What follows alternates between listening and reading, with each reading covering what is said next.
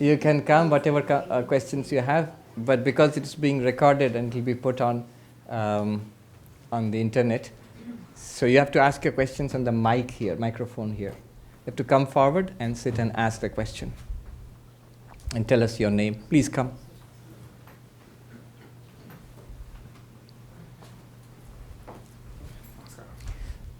Tell me your name and then what is the question?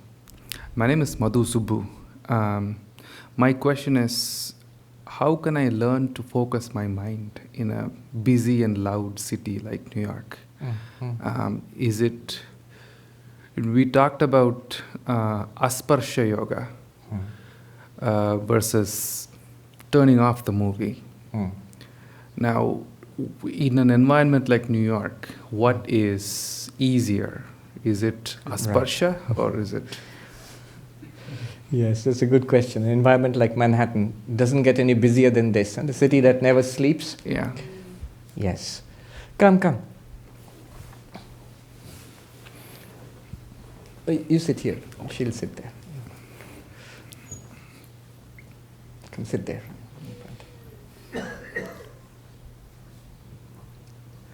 How do we focus our minds? This focus of the mind is actually very important for success in the world and in spiritual life also. Swami Vivekananda said, the difference between an ordinary person and a great person lies in the degree of concentration. And he himself had extraordinary powers of concentration. So focus of the mind is necessary for anything and everything in life. Now, the yogic approach, the Raja Yoga or Patanjali Yoga approach, that is the science of concentration par excellence. In fact, in modern positive psychology, they have studied this, focus of mind, concentration. One psychologist said that the quality of your life depends on how much you can concentrate and what you concentrate on. Not just how much you can concentrate, what you concentrate on.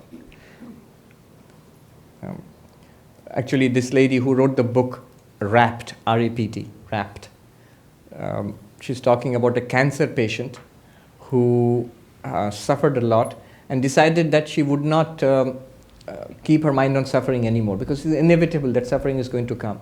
Rather, she's going to devote her mind to her art or writing, I think. And as she learned to do that, she found the quality of her life became better. In fact, subjectively, she was happier than before cancer. So she says that what you think about. So am I thinking about my writing and art, or am I thinking about the pain and the cancer and the co-payments and so on? What am I thinking of? Where do I put my mind? And how much of the mind I can put on that? Milton said in Paradise Lost, the mind in its own place can make a heaven of hell and a hell of heaven. So it has been studied. A classic book in this regard is Mihai Csikszentmihalyi's Flow. You're aware of that book? Yeah. So he has studied this phenomenon of attention and its link with the quality of life.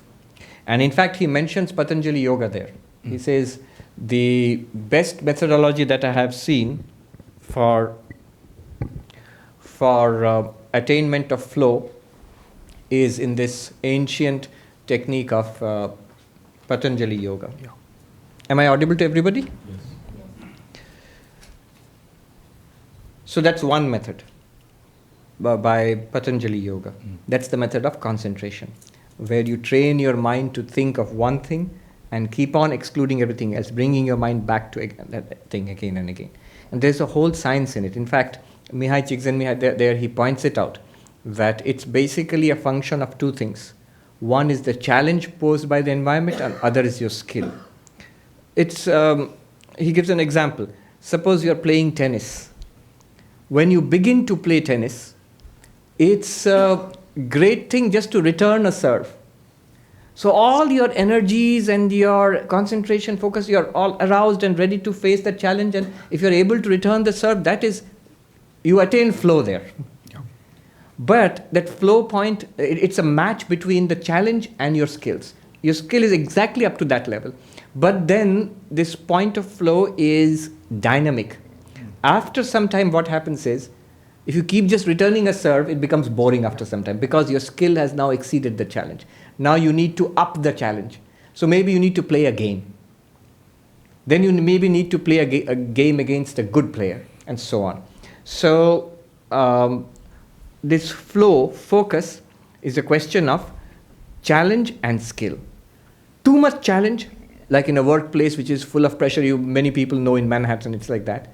Then if your capacity is below the level of challenge, it leads to anxiety. Yeah. Uneasiness, anxiety, strain. If the challenge is way below your skills, it leads to boredom. If they're well balanced, at that point you get flow, focus, what you're asking. What does that mean practically? Practically what it means is that if you want focus and flow, you need to increase the challenge to meet your abilities. If the challenge is beyond your abilities, the environment is putting too much pressure on your abilities, then you need to break it down into smaller chunks and deal with it one at a time, a little bit at a time, manageable bits at a time. That's in principle. It's easier said than done. But there are other things to consider also in focus.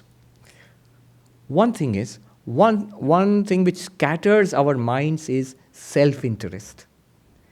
If I am in it for myself, if my idea is that I am in it for this particular person, then always I'll be tense. What have I gained? What have I lost? How much do I get out of this? I'm not relaxed anymore. Selfishness leads to a scattered mind. It can lead to a kind of narrow focus on my own interests, but always it will be vulnerable and you're open to anxiety and fear and frustration. Unselfishness. The unselfish mind is relaxed mind. So the more you are about doing good to the organization you work for, the family unit you are with, or the community, or in general for others, you are relaxed about yourself. Or you are worshipping God in your actions. You're offering all of your actions up as worship of the Lord. It's not so much what I'll get out of it. Swami Ranganathananda ji said, what is spirituality after all? Simplest definition of spirituality, most practical. He said, spirituality is, when I close my eyes, I find peace within. When I open my eyes, my attitude is, what can I do for you? With eyes open, what can I do for you? Here is the world, what can I give, what can I do? And I close my eyes, there is peace within. Our problem is just the opposite. That Swami, when I close my eyes, all sorts of disturbance within. All sorts of thoughts, restlessness within. And when I open my eyes, not what I can do for you, what can I get from you? So this is just the opposite of spirituality. This is worldliness. So unselfishness, to the extent that we can be unselfish, to that extent mind will be relaxed and better focused. The focus which comes out of selfishness is a narrow band focus, which leads to unpleasantness and tension and frustration. Another insight. Love leads to focus. So what I love, my mind automatically is drawn to that and easily focused without all sorts of techniques. You don't have to do this breathing technique, this thing and that thing. It automatically leads to focus there. So for example, a mother in a house who is looking after the young child, right? So because the mother loves the child, yes. Because the mother loves the child, all activities are done. She's cleaning, cooking, taking care of the child's homework, getting ready to take the child to school, and so on. All of that is being done, and yet the mind is focused on the child and the needs of the child, right? So love leads to focus. Bhakti, devotion to God, leads to focus automatically and easily, without effort, effortlessly so.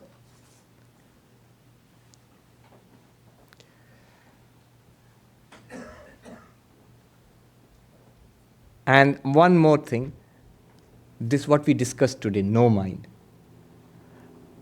When you realize that you are that one existence consciousness bliss, and all of this world is your appearance, then the mind remains calm and steady, like the unflickering flame. Look at the mind of that prince, the story of the Princess of Kashi. The mind of the prince was disturbed and agitated. You will smile and say, unnecessarily so. For what? But that's exactly our condition. Unnecessarily so. For what? One Swami put it very funnily. He said, before we come to Advaita, our reaction to the world is, what? And after we get Advaita, our reaction is, so what? So that calmness, that relaxed, focused attitude, steady attitude comes from that. That is no mind. No mind is not thinking, not shutting down the mind. That is no mind. So these are some of the ways. If you have those who are discerning, you would have seen I basically talked about karma yoga, bhakti yoga, raja yoga, and jnana yoga. Yeah, these are the ways. Thank you. Yes, come here. You're next. Yes, you're next. Just wait. There's somebody here. Hold on to your question. Don't forget. My name is Girish. Yes. And I was reviewing your lecture on free will. Yeah. And I had a question on that, which is that, clearly it seems to me that the body-mind, or the mind, the human mind in the waking state, suffers the delusion of free will, but really is not the doer in any case. So it really, the mind, within the mind there's free will, but not anywhere else in the waking state. So the opposite of free will is determinism. So in the waking state, in the body, to the body-mind, is everything predetermined or is it undeterminable? Oh, that's a deep one. From an Advaitic point of view, there is freedom, not free will. Free will is a contradiction in terms. The moment you speak about will is always caused, and anything that is caused is determined, already determined. So the point is that we seem to have free will. We feel that we have free will. Whether I will raise my hand or not right now, it seems to be it's my choice.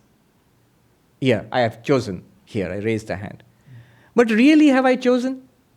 That thought that I will raise the hand, it bubbled up from somewhere deep inside my subconscious. Wasn't it also caused? If you put it under the scanner, you will see that there was some neuronal activity which preceded my decision taking. And I have already talked about the Benjamin Libet experiments, where they seem to show that there is neuronal activity which even our so-called free will choices seem to be caused. Neuroscience, then philosophy, spirituality, the great spiritual masters, they all seem to say that it's God's will alone. Thy will be done. It's God's will which is working through everything, not ours. Not I, my Lord, but thou. So science says everything, it's a deterministic universe, cause and effect. Though I don't understand quantum mechanics so much, they say that quantum mechanics introduces a chance element there, an indeterminacy in this so-called strictly deterministic universe. Anyway, and philosophy, neuroscience, science, that means physics, then your spirituality.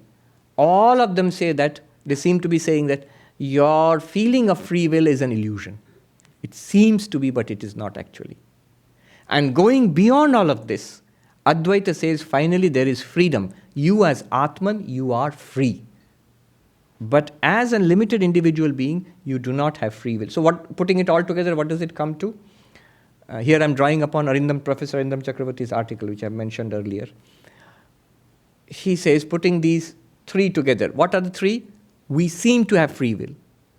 Upon examination, by physics, neuroscience, philosophy, spirituality, upon examination, it seems that we have no free will. And finally, the truth is ultimately we are free, though not free will. If you put these three together, what do you get? What you get is the wisest way of living, wisest way of using this appearance of free will is to surrender to the Lord, that I freely choose to surrender to the Lord. It is God's will, that freely acknowledging that. You see, both things are there. I'm using my appearance of free will, at the same time acknowledging that it is God's will. So that is called surrender. It's a very beautiful resolution of this paradox. I've never found it anywhere else. The Professor Arindam Chakravarti does that. Did I direct? You asked a question whether it is this feeling of free will here, is it deterministic or is it indeterminate, you are saying? That's right. Indeterminate would be, philosophically speaking, a more acceptable answer. Deterministic also doesn't seem to be quite right because we have a strong feeling that it is not deterministic. Science says it has to be deterministic, at least at the Newtonian level or something. So I guess indeterministic. Yeah. Brahman's intent is indeterminable. Saguna Brahman's intent is indeterminate because Nirguna Brahman, the absolute, has no intent. The absolute just is. In the Buddhist term, tathata, suchness, that has no intent. But when you come to what you're saying, intent, that is at the level of the theistic God, which is in Vedanta, Saguna Brahman, Ishvara. Oh, by the way, there is one free will in this entire universe. If you believe in religion, in God, in theistic religion, then God in every system has free will. God is free to do whatever he, she, it wants to do. But we are dependent on God. Yes. I guess that's the best I can do. The lady there, come. I'll come to you. Please tell us your name and ask the question. My name is Ranjana. My question is, Brahman is beyond space and time. And no matter how much we want, we are limited by space and time. And so is our mind. Then at what level or how we conceptualize Brahman who is beyond our limitation of space and time? It's a pretty deep question. Brahman is beyond space and time. Our minds are limited by space, time, and causation also. That's how our minds think. I will say two things here. First of all, the most important thing is not that Brahman is beyond space and time. You are beyond space and time. Because we distance ourselves from Brahman. There is some guy called Brahman who's beyond space and time, but I am within space and time. The other way around. See, how do I know that I am beyond space and time? It doesn't seem like that. Let me tell you, it will seem very clear. In your dream, suppose, a lot of time has passed. When you wake up, one instant of waking up and saying, oh, it was a dream, those 10 years which passed in the dream and that 1 second of waking up, which is more powerful? Which is more powerful? The 1 second of waking up. In knowledge, because that's knowledge. Knowledge is there. The 10 years passing in ignorance, that is in dream, that is falsified by that 1 second of waking up.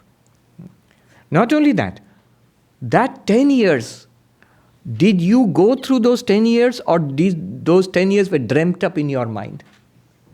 You were not in that scale of time. That time was within you. All the space which you saw, the distant lands you traveled to in your dream, you went by aeroplane, so many places, thousands of miles, kilometers you covered. The moment you wake up in your little bedroom, there's little space, which is more true, that little space or the thousands of miles you covered in an aeroplane in your dream? Which is more true? That little space? Not only that, that entirety of the thousands of miles you covered, distant lands you traveled through in your dream, all of that distance, that space, was where? In your mind. Right? That time in the dream, that time in the space in the dream, it was in you. You are not in it. So can I say, you, the dreamer, you are beyond space and time, the dream space and dream time, you are beyond that, can I say? In what sense are you beyond time and space? That time and space is dreamt in you. Right? You are not in it. That is in you. Now Gaudapada says, Mandukya says, exactly like that. Only difference is that dream time and space was in your mind, the mind of the dreamer. This waking time and space is in your consciousness. Your consciousness is not in time and space. How? It seems to be very profound but very difficult to get. Not very difficult to get. Somebody asked, in Uttarakhand and Himalayas, there was a discussion going on. One of the Swamis was saying, you are the all-pervading consciousness. And I said, oh, whoa, wait, just a minute, Swami. Let's take it slow. What do you mean you are all-pervading? It sounds cool and very new agey, but that Swami did not say that. I'm saying it here for effect. But the question he asked was very good. Look, let me take it in a very simple way. I don't understand all your difficult philosophy. It seems to me, you're saying, yeah, I'm all-pervading. But it seems to me I am here and you are there. I'm not even there, let alone being all-pervading. I'm only here. The usual answer, if I ask you, you've all studied Vedanta, you will say, oh, that's because you're identified with body and mind. The body is here, that's why you think you are here. Instead of giving all those answers, the Swami, the teacher, answered so directly and beautifully. He said, the question was, you're saying I'm all-pervading, but I feel I'm here, not there.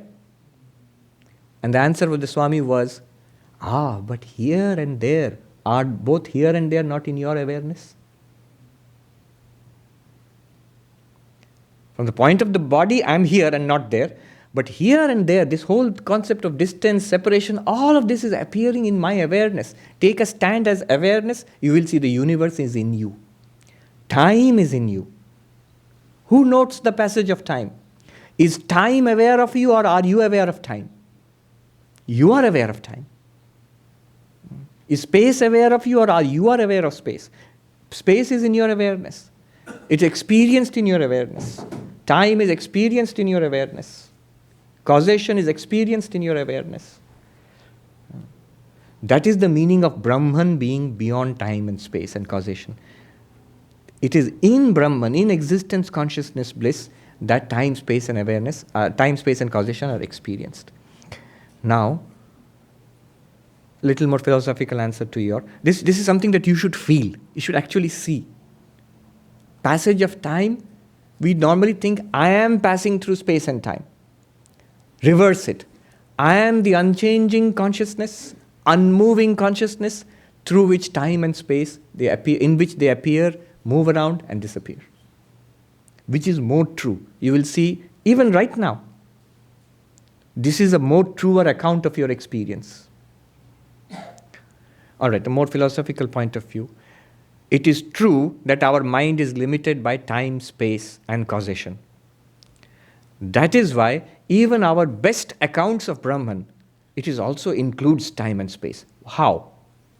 When I say Brahman is eternal, I've already accepted time, right? When I say Brahman is all-pervading, I've already accepted space. It's almost like there is time and Brahman lasts throughout time. But that's not true. Why do we say that? Because otherwise the mind operates in binaries. So you'll think, oh, Brahman is non-eternal. So Brahman is born and it dies like me. No, not like you. Brahman is eternal. To cut out the wrong idea, misconception that Brahman is something born and dying. It is not non-eternal, it is eternal.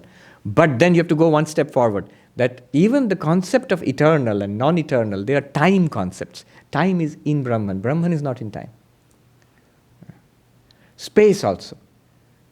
When you say Brahman is all-pervading, it's like, it sounds like here is a room and I light incense and incense pervades the room. So Brahman pervades all of space. There's space which exists and Brahman is something smoky which pervades all of space. No.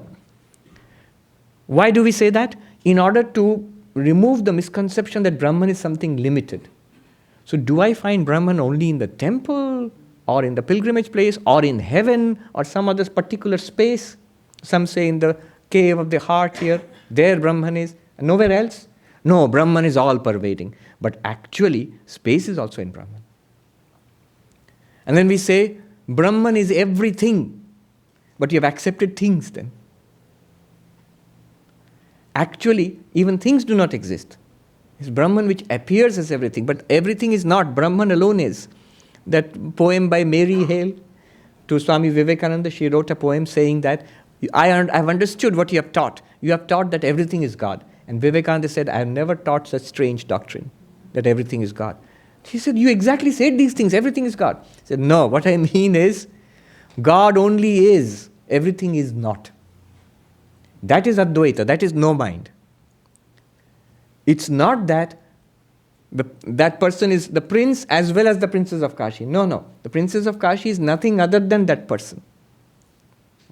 It's not that there are two persons, one prince and one Princess of Kashi, and then you are both of them. No, you are this person who appears as that. You are the consciousness appearing as subject and object. Vivekananda says, one alone exists. It appears as nature, soul. What he calls nature and soul, it's Sankhyan terminology, Prakriti Purusha. What we just call subject-object. But one alone exists. We think we are the subject experiencing an object. But actually you are both subject and object. You are neither. You are that one consciousness appearing as subject and object. So this is the answer to your question. If Brahman is beyond time and space, how can we conceive of Brahman? You are beyond time and space. Time and space are in you. Right now. You may choose not to accept it and then say Brahman is beyond time and space. Second, you are right, mind is conditioned by time and space, so all our attempts at understanding Advaita are conditioned by time and space. Otherwise we cannot speak. My thinking is in time and space, language is in time and space, so we have to use it. I think it is in Mandukya Karika. Gaudapada himself says, Upadeshadayam Vada. It's only to teach that we use such words. Actually, absolutely speaking, even these words are not true. The Advaita. Thank you. I'll come to you. Yes. Can you come out here?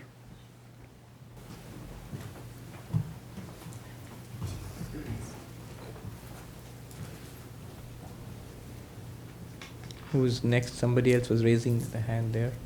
I'll come to you. Yeah.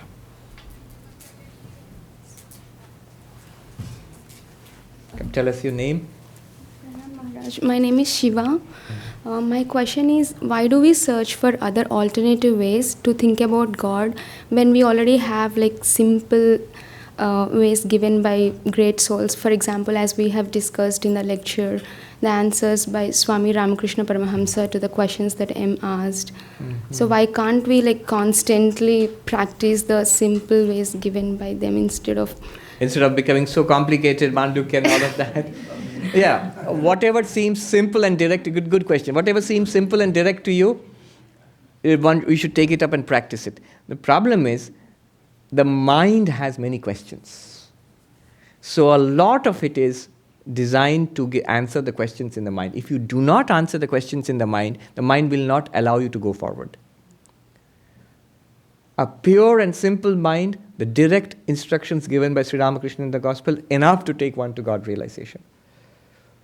Somebody asked Sri Ramakrishna, give me religion, spirituality in one sentence. Wise person, otherwise he knows, otherwise Sri Ramakrishna will give you the Gospel of Ramakrishna, several hundred pages. One sentence, I'm limiting you. And Sri Ramakrishna said, Brahman alone is real, the world is an appearance. He didn't even say you are Brahman. Brahma Satyam Jagat Mithya. Brahman is real, world is an appearance. Then he said, assimilate this. Aiti dharana karo. And then Swami Brahmananda says, saying this, Sri Ramakrishna kept quiet. So this is emphasized that he kept quiet. Kept quiet means that's all that needs to be said. If you want the entire instruction, that's enough. In the Gita, when Arjuna asked the questions, whatever Sri Krishna had to say, he said in the 2nd chapter. Then why are there 16 more chapters, total 18 chapters? Why are there 16 more chapters? Because Arjuna asked questions. I think by the 18th chapter, he said at the end, all my doubts are dispelled, because by that time he had learned. If I ask another question, the 19th chapter is going to start now. So we have a Gita of 18 chapters. We have questions. And it's difficult to bypass those questions. I guess all these complex methods, the complexity is in our minds, not in the method themselves. Also, depends on the person. To some person, this Advaitic approach will seem very straightforward. Simplest, direct method. Gaudapada says, Asparsha Yoga, method of non-contact. This is the most direct teaching. If that seems to be difficult, in Uttarakhand they say, Jano ya mano. Either you understand it, you get it, realize it, or you believe it. If it's difficult, it seems too philosophical, too subtle, too complex, then all right, believe it. These are the two ways available to you. Yeah. All right. Yeah. Come. Yes.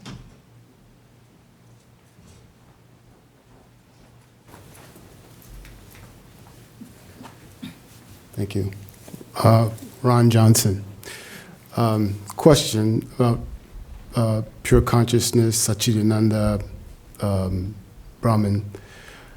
Is pure consciousness aware of change, aware of suffering? And if so, how is it that it does not change or it does not suffer?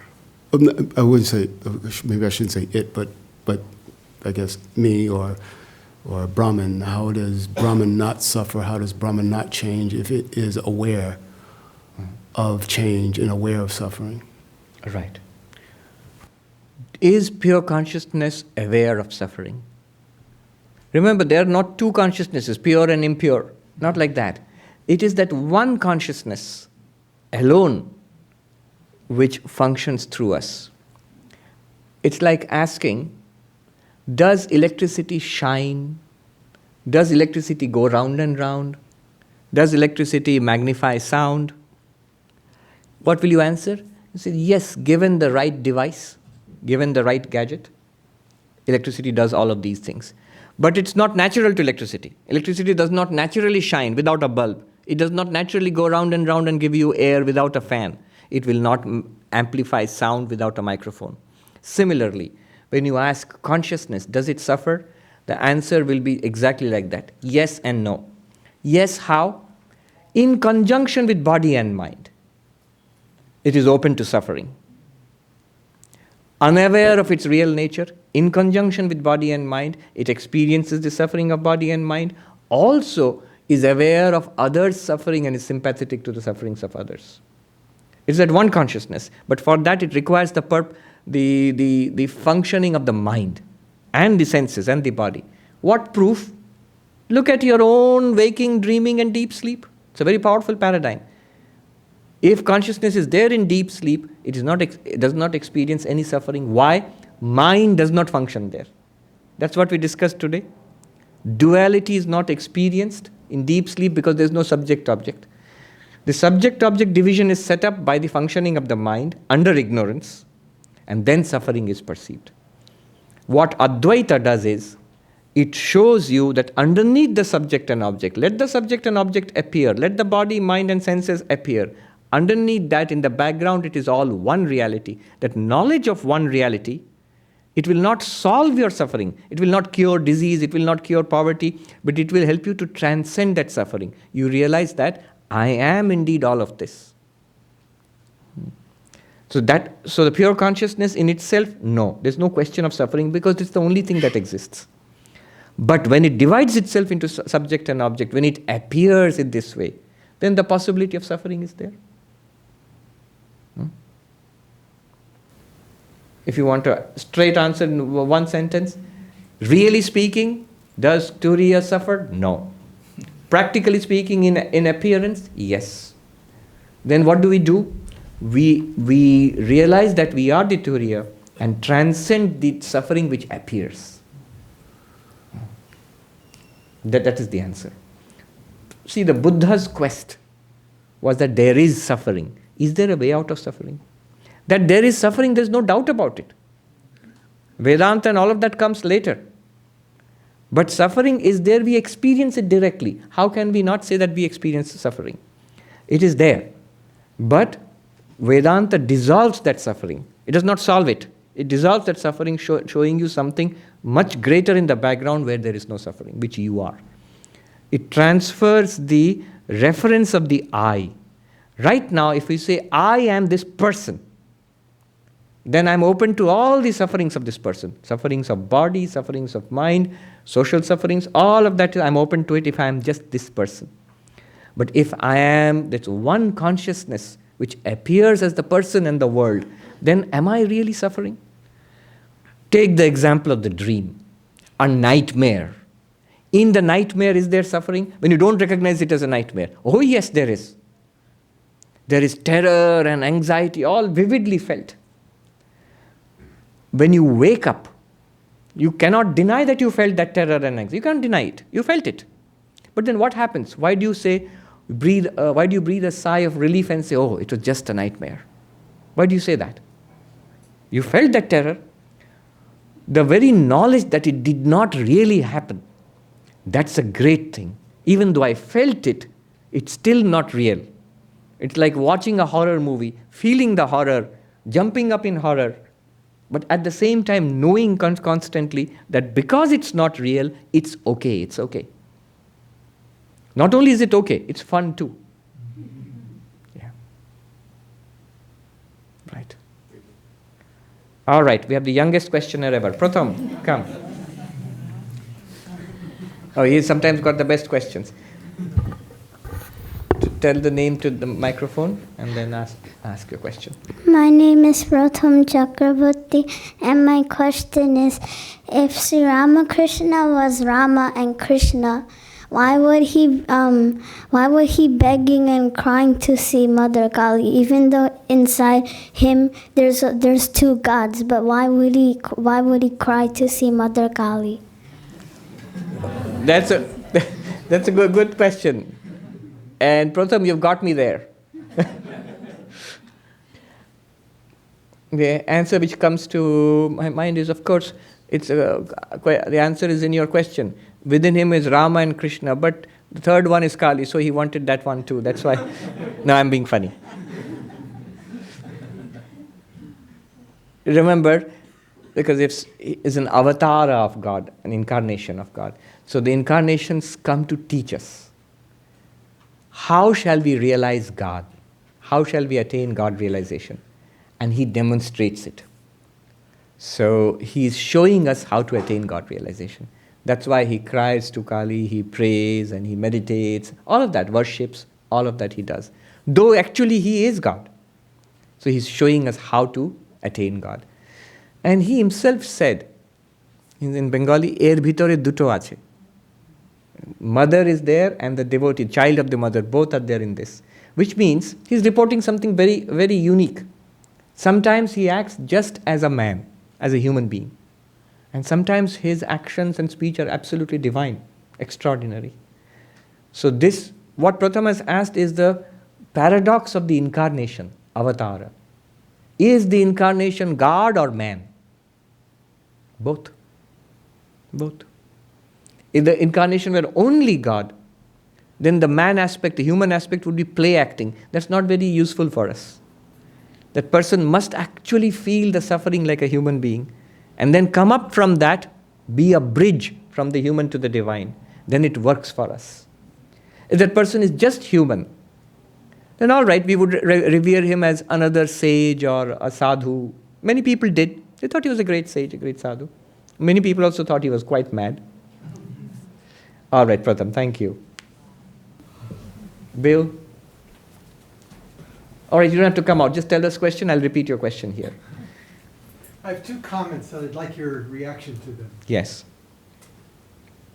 In the story of the Princess of Kashi, I guess it's a symbolic story, but the prince's problem really wasn't solved because he still wanted to marry. He just didn't want to marry the Princess of Kashi anymore. So it didn't really resolve his desire for marriage, say. No, it just, that particular object no longer was desirable. All right, the question Bill is asking is, in the story of Princess of Kashi, the prince realized that there is no Princess of Kashi, so there is no question of marrying the Princess of Kashi, but his desire to marry still remained. It doesn't resolve that problem. Remember, it's an example. Don't stretch the example beyond what it's supposed to show. You could say that if he actually did marry the Princess of Kashi, it would have resulted in a good alliance between the two kingdoms. And one more royal wedding would have done wonders for ratings for all the networks and everything. So it would have been good, like if he had married the Princess of Kashi. No, but you cannot stretch the examples beyond what they want to show. So Sri Ramakrishna also says, Upama Agdeshi, examples are meant to prove a point. Remember, it's not about Kashi or the Princess of Kashi or about the prince. None of that matters. It's about Brahman and the world. So the whole world is an appearance of Brahman, and you are Brahman. If you realize that, it solves all the problems. Because it's not just one object which is an appearance. The entire universe is your appearance. Now what object will you desire? Or what will you hate? As Vivekananda said, whom to praise or whom to blame. But praiser praised and blamer and blamed are but one. Yeah. If it falsifies one object, then your question is valid. But if it falsifies everything in the universe, it shows, instead of saying falsifies, some people don't like that language of falsity. If you say that the entire universe is your own radiance, you are shining forth as the universe, you are one with the universe, then is there anything in the universe which you need to add to yourself? No, you are the infinite. What will you desire? What will you hate? You are one with the entire universe. That feeling of oneness will come very strongly upon you. That's the question. Yes. But I have a second comment. Or a second comment, yes. In Ramakrishna's answer to M's question, how can I concentrate my mind? On God, yes. On God. The third point was discrimination. And it's interesting that Ramakrishna doesn't say discriminate between the real and the unreal. He says discriminate between the permanent and the impermanent. Yes. And that actually is a lot easier to do. And this other thing is very philosophical. Is the world real or not? Yes. But we do know it's transitory. All right. Here's a good question that Bill has raised. He says, Sri Ramakrishna said, discriminate between viveka, discriminate between nitya and anitya, the eternal and non-eternal, the transient and the eternal. He did not say between satya and mithya, real and false. In fact, when you start Vedanta, the fourfold qualifications, viveka, vairagya, the sixfold treasures, shamadamadi, shat sampatti, and the desire for liberation. The first one is viveka. And how is viveka defined? The standard textbooks of Advaita, like Vedanta Sara, they define viveka as nitya nitya vastu viveka. The discrimination between the eternal and non-eternal, not real and false. Because they know real and false is a very philosophical concept and it's not easy to come by. It comes much later. You have to read a lot and study a lot of Advaita even to formulate what do you mean by real? What do you mean by false? Even the concept of false people have is not technically correct. You need a lot of philosophical training before you come to a precise understanding of what is meant by falsity in Advaita. Mithyatva in Advaita is a technical term. It has a specific meaning. So as you said, things are transitory in the world. Everybody knows that. And yet we choose not to dwell on that fact. So dwell on that fact that everything changes. Buddha said, all compounded things decay. That almost his last words. Work out your own salvation with diligence. Be a light unto yourself, he said to Ananda. All compounded things decay. Everything falls apart. All compounded things, everything in this universe. So transitory. And the Buddha did not say that there is something eternal, you have to search for that. He just said that note that the changing nature, the flux nature of the universe, dwell on that, you will go to nirvana. But of course, is nirvana eternal or non-eternal? It's eternal. Nirvana cannot be non-eternal. 1 second, then no nirvana again. It's not worth it. Yeah. But deeper sense, in the if you investigate Buddhist philosophy more deeply, it's beyond the categories of eternal and non-eternal, actually, nirvana. Just like Brahman is beyond this time. So yes, that's the place to begin. But your question might, I don't know if it's a question, but my mind is that always puts forward this question: what is the relationship between eternal, non-eternal on one hand, and real and false on the other? What's the relationship? How do you make the jump? Just because something is non-eternal, temporary, doesn't mean it's not real. That's our reaction. All of this, it is non-eternal, we know. And yes, of course, we're very soon going to bring the session to a close. It's non-eternal, luckily. Otherwise, you'll go hungry for a very long time if it's an eternal Vedanta session. By the way, let me know when they are... Okay. I think people are hungry. I saw many hands raised with this. Food is ready. But let me end it with this very philosophical note, but very interesting. I find it extraordinarily interesting. And some people find it scary. From the well-accepted fact of the things change, things born and die, from this fact to going to the things are false. They're illusions, they're appearances. I will show you right now how it works. We think these things, I know they are created. Flower it blossoms, and then we put it here, then it will dry up and it will be thrown away. So it is non-eternal. So is this class. Events are non-eternal. Human beings are non-eternal. We are born and we die. But do we say they are false? No. They are real, but only for a period of time. They last for a period of time. During that time, after the birth and before death, they are real. After production, before destruction, they are real. Now, Vedanta says, follow this carefully.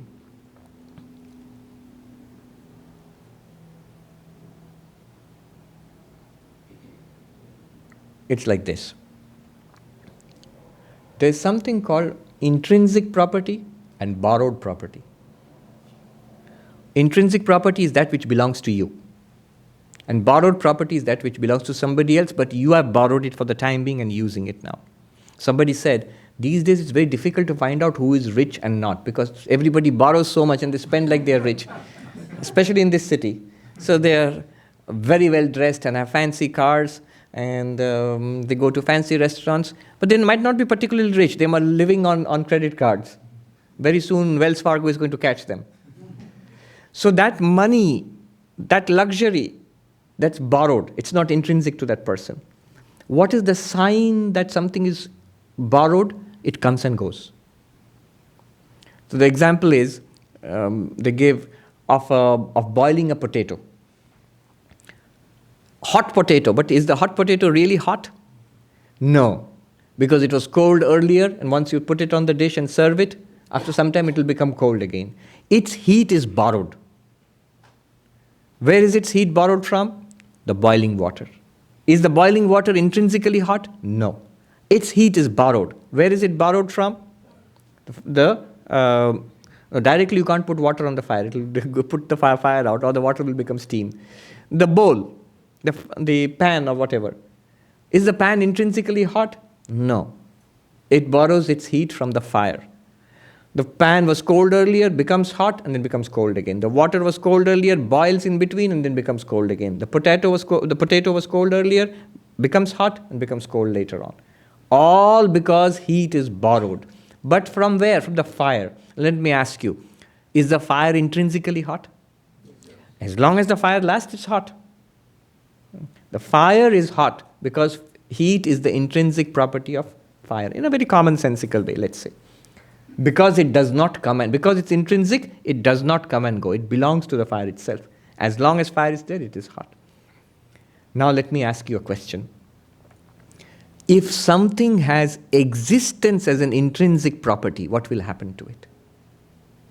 If something does not have existence as an intrinsic property, if it borrows existence, what will happen to it? It will die. It will be born. The moment it borrows existence, what will happen? Just like a person borrowing money. Poor person, not rich. Suddenly borrowing money, rich. Not existent. Borrowing existent, existent. Comes into existence. When it loses existence again, what will happen to it? It will die. It will be destroyed. It will go out of existence. That means, bring it all together, impermanence is a sign of borrowed existence. Are you with me? If there is any such thing as borrowed existence, impermanence is a sign of borrowed existence. Now, everything in the world is impermanent. It has borrowed existence from somewhere. That podium is impermanent. It has borrowed its existence from the wood. The wood is impermanent. It has borrowed its existence from the earth material, the earth. The earth is impermanent. It has borrowed its existence from the constituent materials, atoms and all of that, and so on. If something does not borrow existence, what will happen to it? If something borrows existence, it will be born, it will die. If something does not borrow existence, has intrinsic existence, what will happen to it? It will be eternal in the sense it will never come into existence, it will never go out of existence, because it has intrinsic existence. That is the very concept of Sat, of Brahman. That which has intrinsic existence, which is existence itself, being itself. You cannot even conceive of it being not being, not existence. Everything else borrows existence from Brahman for a time being and appears to exist. But all the while, Brahman is holding it up. Just like this borrows existence from wood, because it's wood through and through. And the name and form of the podium is held up by wood, as it were. A wave, as long as it exists, it borrows existence from the water. Because without the water, no wave. Without the wood, no podium. Without Brahman, no universe. The sign that the universe has borrowed, everything in the universe has borrowed existence is because it comes into existence and disappears. It is born and it dies. It is temporary. So this temporariness is a sign of borrowing existence. It's not really rich on existence. It's Brahman which is a billionaire on existence. I'll come to you. This borrowed existence is exactly what Vedanta calls falsity, mithya. So the very temporariness, the non-eternality of things, the changing nature of things points to the falsity of things. In Vedanta it is called mithya, in Buddhism it is called interdependence. It's called interdependence. They are not intrinsically existent. They are devoid of self-existence. In Buddhism it is called shunyata. Shunyata sarva bhavanam. All entities are devoid of self-existence. In Vedanta, it says all entities are appearances. They have borrowed their existence from the real. We'll take it up at lunch, because lunch is also temporary. It's borrowed existence. All right. Om Shanti Shanti Shanti Harihi Om Tat Sat Sri Ramakrishna Arpanamastu.